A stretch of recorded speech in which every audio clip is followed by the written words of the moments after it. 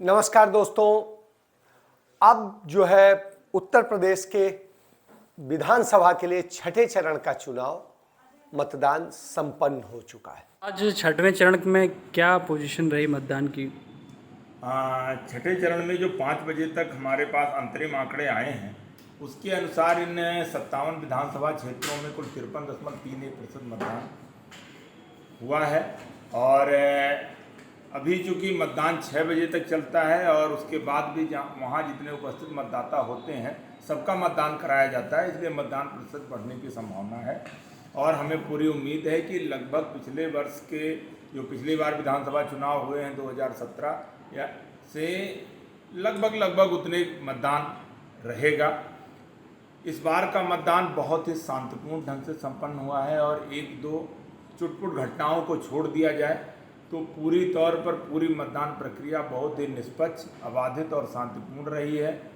और कहीं से किसी भी इस तरह की अप्रिय घटना की कोई शिकायत नहीं है। कुछ जगहों पर मशीनों की खराबी की जो सूचना मिली थी उन्हें समय रहते निस्तारित करा लिया गया है, जो विहित प्रक्रिया है भारत निर्वाचन आयोग की। और सभी जगह पर बिना किसी व्यवधान के शांतिपूर्ण मतदान संपन्न हुआ है। हमारे यहाँ से सीओ ऑफिस स्तर पर सभी प्रकार की शिकायतों की लगातार मॉनिटरिंग की जाती है और इस क्रम में आज हमारे कंप्लेंट सेल में 250 से ज़्यादा सीधी शिकायतें और सोशल मीडिया के माध्यम से लगभग 49-50 शिकायतें प्राप्त हुई थी। सभी का संज्ञान लेते हुए उन पर कार्यवाही कराई गई, आख्या ली गई है जहां जैसी ज़रूरत रही है और सभी का निस्तारण कराया गया है और पूरी मतदान प्रक्रिया बहुत ही शांतिपूर्ण ढंग से संपन्न हुई। और जो अब तक वोटिंग ट्रेंड मिला है मुख्य चुनाव अधिकारी की तरफ से, उत्तर प्रदेश के मुख्य चुनाव अधिकारी की तरफ से, उसमें मिला है कि 54% वोट इस बार पड़ा है। और पिछली बार यही वोट जो है परसेंटेज जो था वो 56.5% था और उसके पहले 2012 में ये 55.1% था। मतलब जब 55% था तो उससे चेंज हुआ, 56 हुआ और सरकार बदल गई। जब 56 से बढ़ करके इसी समय में जो है इस बार जो कम हुआ है तो उसका मतलब है कि कुछ और होने वाला है। तो अब क्या बदलने वाला है यह देखना होगा। लेकिन इसके साथ साथ आपको एक चीज और समझनी पड़ेगी इस बदलाव और सारी चीजों के बीच में कि 3% वोट आखिर कम पड़ा है। तो 3% वोट कम पड़ने का मतलब यह है कि कहीं ना कहीं मतदाता इस बात के लिए निराश है और यह मतदाता की निराशा का कारण दिखाई देता है। मतलब यह वोट खुशी में नहीं पड़ रहा है, कोई खुशी में कोई चीज नहीं करना चाह रहा है, वो दुखी है और दुखी मन से कर रहा है। यहाँ पर कोई प्रशासन शासन कोई नहीं बोला कि अब 20 दिन क्यों हल रहे हैं, क्यों जा रहे हैं। कोई प्रशासन है, हम लोग कई बार प्रशासन नहीं बोल सकती है, प्रशासन बोल नहीं सकती है क्या? अरे भैया यहाँ जो प्रधान जी के भाई बार बार घुस रहे हैं उसके बाद भी हम लोग जब कह रहे प्रशासन भी कह रहे तो कोई हम लोग की सुन नहीं रहा है। एक लोग बोले हैं तो सब लोग बोल रहे हैं, एक लोग कोई शांति हो रहा है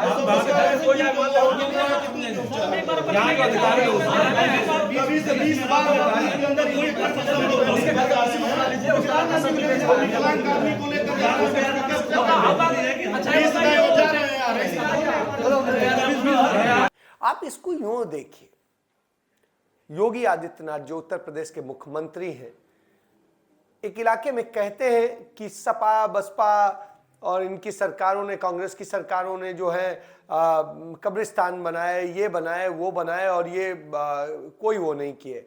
हम जो है जिस तरह से, आप ये समझिए खुद की अपनी नहीं बताते हैं कि हमने किस तरह से सांप्रदायिकता करी है।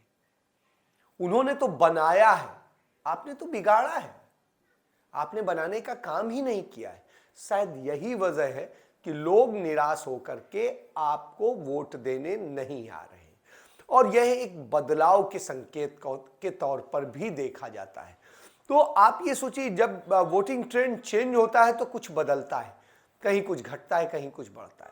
तो इस बार की स्थितियां ये दिख रही हैं और जिस तरह से है, यदि हम चीज़ों की बात करते हैं, जिलेवार भी स्थितियां ये है कि कोई बहुत अच्छा नहीं है, गोरखपुर का बहुत अच्छा मतदान प्रतिशत नहीं है। तो इस स्थिति को आपको समझना पड़ेगा। मतलब अभी भी आप ये मान के चलिए कि 40% मतदाता तो आपके लिए आया ही नहीं, और वो 40% मतदाता कौन है इसको देखना हो, उसमें सब बहुतायत आपकी है। तो आप ये समझिए कि जब यह स्थिति होती है तो नतीजे भी बदलते हैं। तो इस बार कुछ नतीजे बदलते से दिखते हैं। आप एक चीज देखिए, एक तरफ प्रियंका गांधी जाती हैं वाराणसी में, और वो जब कबीर मठ में जाकर के रुकती हैं और उसके साथ में मोहल्ले में रहने वाले जो महान कलाकार रहे हैं उनके परिवारों से जाकर के मिलती हैं, कितनी बड़ी। और दूसरी तरफ हमारे प्रधानमंत्री जो वहाँ के सांसद हैं, नुमाइंदे हैं, वो वहाँ जाते हैं, वो क्या करते हैं, वो 5 स्टार होटल में रुकते हैं, 5 स्टार स्टेटस में मिलते हैं, 5 स्टार तरीका अपनाते हैं। तो दो चीजें, एक वास्तविक राजघराने की राजकुमारी है जो गरीबों के साथ, दलितों के साथ, लोगों के साथ मिलती है, उनके साथ जोड़ बनाती है। दूसरी तरफ एक वो व्यक्ति है जो वास्तव में भिखारी घर में पैदा हुआ, लेकिन आज राजा की कुर्सी पर आकर इतने घमंड में आ गया, इतने मधोसी में खो गया, सत्ता प्रतिष्ठान हावी हो गया कि वो वहां पर जाकर के ये करता है। तो आज का आप ये समझिए कि जो पूर्वांचल के इन 10 जिलों की 57 सीटों पे, वैसे 56 सीटों पे चुनाव है, एक सीट का एक मतदान केंद्र है इलाहाबाद की हड़िया सीट का, जहां से जो उप मुख्यमंत्री का क्षेत्र है। तो आप ये समझ सकते हैं कि ऐसी स्थिति में बहुत सारी चीजें बदली हुई। एक और बहुत बड़ी चीज आई है, 225 मशीनें, ईवीएम मशीनें खराब होने की शिकायत हुई है। ईवीएम इनवैलिड दिखा रहा है। नहीं, हो गया सही हो गया।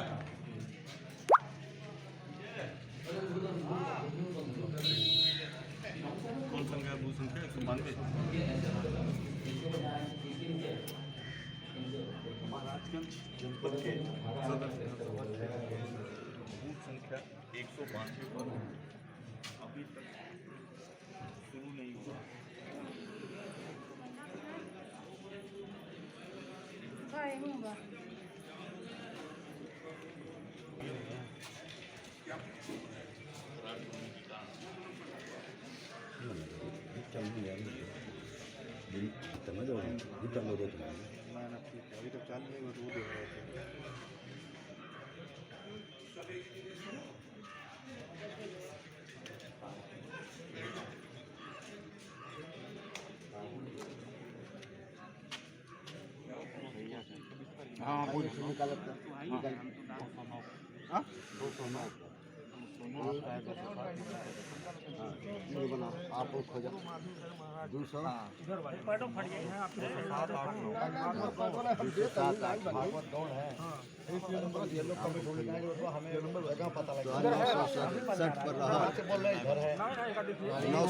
किसमें?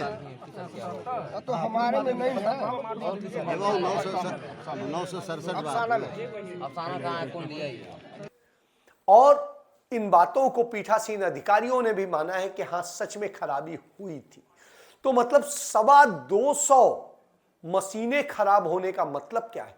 और ये उन्हीं जिलों में है जहां प्रतिष्ठा दांव में फंसी हुई है। किसकी? मुख्यमंत्री योगी आदित्यनाथ की। गोरखपुर में, कुशीनगर में। तो इस तरह से जब होता है जो उनके बस्ती में, तो जिस तरह के इलाकों, महाराजगंज में, तो इस तरह की जब स्थितियां होती हैं तो आप मान के चलिए कि कहीं ना कहीं कुछ खेल करने की कोशिश हो रही है।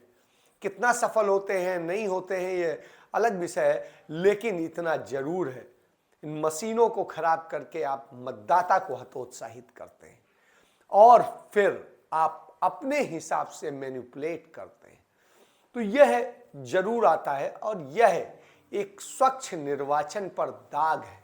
इसलिए मुख्य निर्वाचन अधिकारी हो या चुनाव आयुक्त हो, उन सब का दायित्व बनता है कि इस पर कुछ करें। लेकिन उम्मीद कम है, क्योंकि चुनाव आयोग पहली बार हमें इस तरह नजर आ रहा है जैसे वह एक अनुसांगिक संगठन हो, आरएसएस का, भाजपा का। एक उसका प्रकोष्ठ हो और उस स्थिति में व्यवहार करते हैं। हालांकि इस समय जो चुनाव आयोग में तीनों अफसर हैं वो तीनों इसी उत्तर प्रदेश से हैं और उत्तर प्रदेश में मुख्यमंत्री आदित्यनाथ के अधीन रहे हैं। तो आप समझ सकते हैं कि क्या खेल हो सकता है और क्या बदलाव हो सकता है। कई जगह मारपीट हुई है, कई जगह बवाल किया गया है। स्वामी प्रसाद मौर्य जो समाजवादी पार्टी से इस बार लड़ रहे हैं और भारतीय जनता पार्टी के मंत्री थे, उनके बेटे को पुलिस ने बैठाए रखा और उसके बाद में उन्हें छोड़ा और कहा कि आप जिला छोड़ के चले जाइए। आप समझिए ये स्थिति हो रही। कहीं मंत्री जाकर के बवाल कर रहा है, कहीं कोई कर रहा है। तो इस तरह की तमाम घटनाएं आई हैं और इन घटनाओं पर चुनाव आयोग को गौर करना चाहिए और यदि वो गौर करेंगे तो उनकी साख बची रहेगी, नहीं तो वैसे भी उनकी साख डूब चुकी है। धन्यवाद।